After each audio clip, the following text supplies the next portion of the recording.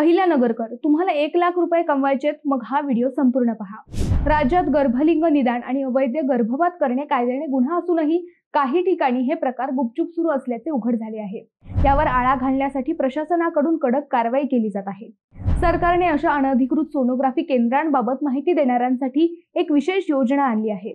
जर कोणी अशा बेकायदेशीर प्रकाराबद्दल माहिती दिली तर त्याला 1 लाख रुपये बक्षीस मिळणार आहे.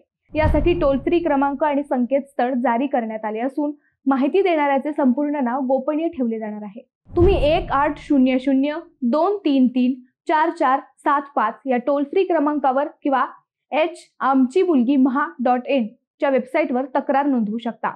जिल्ह्यात सध्या 152 सोनोग्राफी केंद्र असून त्यापैकी 27 केंद्रे विविध कारणांमुळे बंद आहेत. आरोग्य यंत्रणेकडून प्रत्येक 3 महिन्यांनी या केंद्रांची तपासणी केली जाते.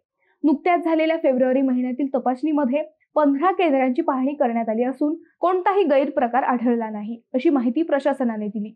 अवैध गर्भलिंग निदान रोखण्यासाठी सामान्य नागरिकांनीही सतर्क राहून प्रशासनाला सहकार्य करावे, असे आवाहन करण्यात आले आहे.